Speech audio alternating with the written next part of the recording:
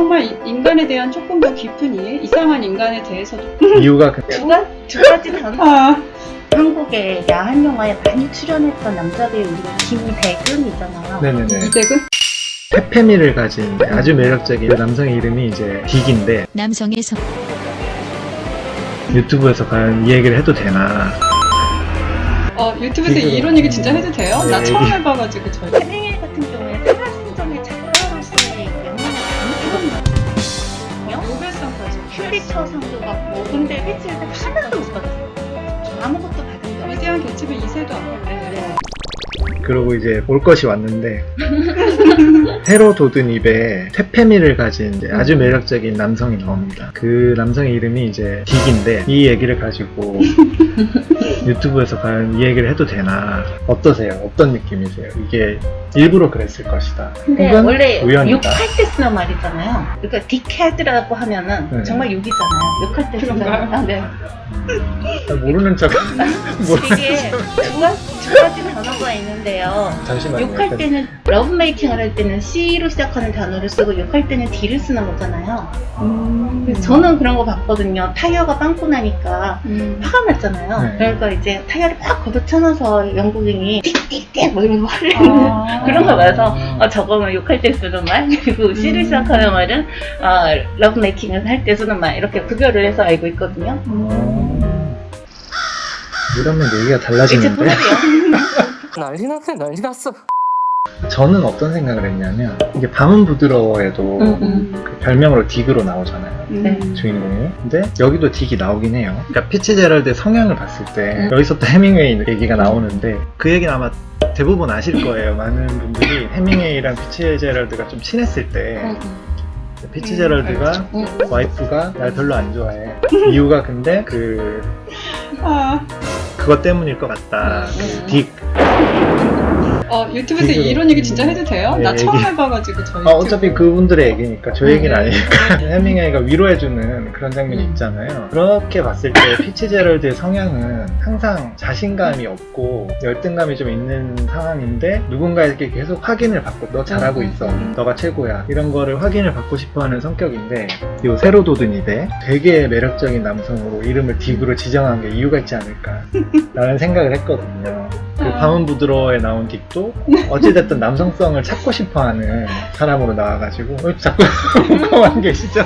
아니 댓글이 너무 유튜브는 방송 심의 규정을 준수하지 않는다고 올라서 한국판으로 만약에 바꿔보면요. 네네네. 한국의 야한 영화에 많이 출연했던 남자 배우 이름이 김대근이잖아요. 네네네. 이댁은?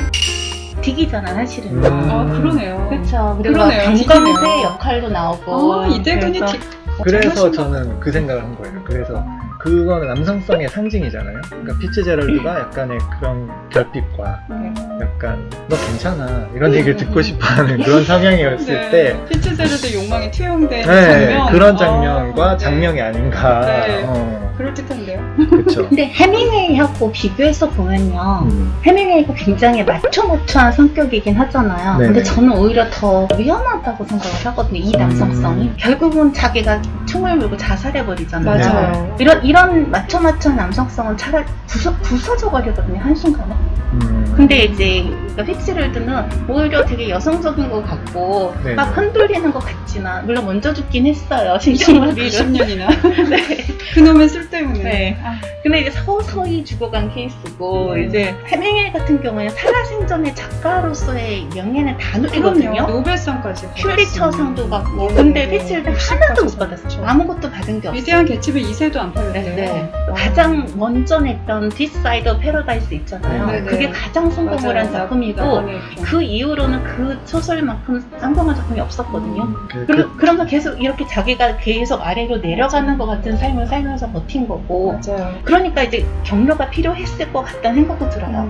나는 왜 계속 내려가고 있지? 나는 왜 계속 다운힐이지? 이렇게 물론 남성성의 문제도 있겠지만 그런 것도 있고 해밍웨이는 잘 나갔잖아요. 그쵸. 네. 엄청 잘 나갔죠. 근데 저는 피츠제럴드가 좀 더 마음이 가는 편이라 저도 해밍웨이는, 그래요. 해밍웨이는 너무 까지 않나요? 피치제럴드를? 안타까웠고 오래 살고 볼 일이에요. 먼저 죽어버리니까. 그러니까 뭐 반박도 못하고 그러니까 굳이 죽은 뒤에도 그렇게 할 필요가 있나 싶고 사실 해밍웨이를 어떻게 보면 데뷔시켜서 퍼킨스한테 소개해준 게 피치제럴드잖아요. 네, 맞아요. 네.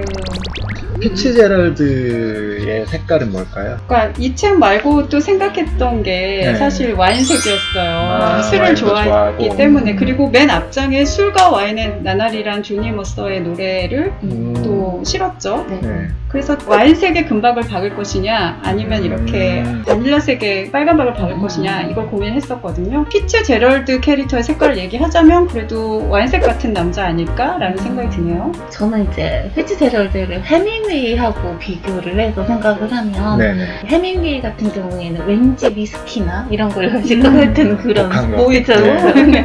모히또 아니면 네. 근데 정말로 매끄러운 와인이 피츠제럴드한테 잘 어울릴 것 같은 그런 생각이 들고요. 저는 개인적으로 이제 이 단편선을 보고 약간 회색? 음. 그레이 색깔? 이게 멋진데 이게 우울한 색? 그렇게 느껴졌어요. 근데 그걸 책 색깔로 했을 때는 좀 인기가 없겠죠. 네네. 피츠제럴드 소설이 더 재미 요소에서 높은 이유가 어쨌든 플롯이 있고 줄거리가 있고 인물들이 사건이 있어요. 다 그렇게 짜여져 있어서 되게 재밌다 이렇게 생각했거든요. 근데 네. 해밍웨이 단편선 첫 번째 나온 게 이제 뭐 인디안 브락이라는 인디안 마을이라는 단편이 있는데 정말 그냥 소년이 아버지를 따라서 어떤 이제 인디안 여인이 출산하는 것을 보고 그 출산의 고통에 고함을 지르는 걸 듣고 또 그녀의 남편이 목을 거서 죽는 거를 보는 그 하루 동안의 일을 그냥 묘사한 거예요. 근데 줄거리가 막 이렇게 뭐랄까요 드라마틱하고 플롯에 따라서 가는 게 아니라 조그마진 느낌? 돌아오면서 그래서 그 소년이 나는 절대로 죽지 않을 거라고 생각했다 뭐 이런 식으로 마무리가 되거든요. 그래서 해밍웨이 왜 이렇게 썼지? 하고 좀 찾아봤어요. 근데 해밍웨이가 빈산 이론이라는 거에 따라서 글을 좀 썼다 하더라고요. 그러니까 빈산이 물에 떠 있을 때 8분의 1만 밖으로 나와 있고 8분의 7이 바다 아래에 있는데 정말 훌륭한 작가는 생략을 할 줄 알아야 된다고 생각을 했대요. 그래서 은유나 이런 걸로 어슴푸레하게만 독자가 다 짐작할 수 있게 함축할 수 있는 글을 써야 된다라고 생각을 했다 하더라고요. 그래서 상대적으로 이야기가 어떻게 보면 단편이 약할 수 있고 플롯이 좀 느슨할 수 있고 재미 요인에서 그래서 피츠제럴드 소설보다 재미있기가 좀 어렵지 않나 해밍웨이는? 두 가지 다. 근데 해밍웨이 나름의 또 그런 것들을 좋아하시는 분들한테는 네, 그런 내용들이 장점이 될 수 있다고 생각을 해요. 케어백에도 영향을 많이 받았다고 하더라고요. 그런 부분은.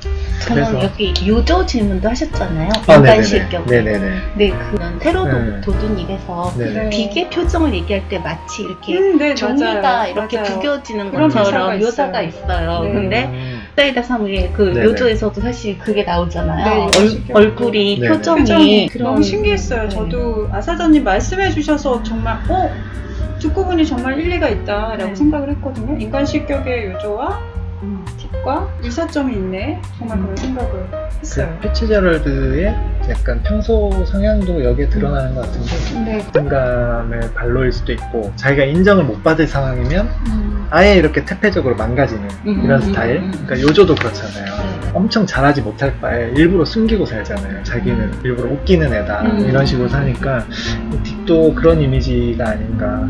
새로 도드님 한번 읽어보시면서 비교해보시는 것도 괜찮을 것 같아요. 전혀 생각 못했던 부분이라 되게 신선했고 역시 작품이라는 거는 작가 손을 떠나면 해석하는 건 다 독자의 그렇죠. 몫이구나 그런 걸 많이 느꼈어요. 그 얘기를 듣고.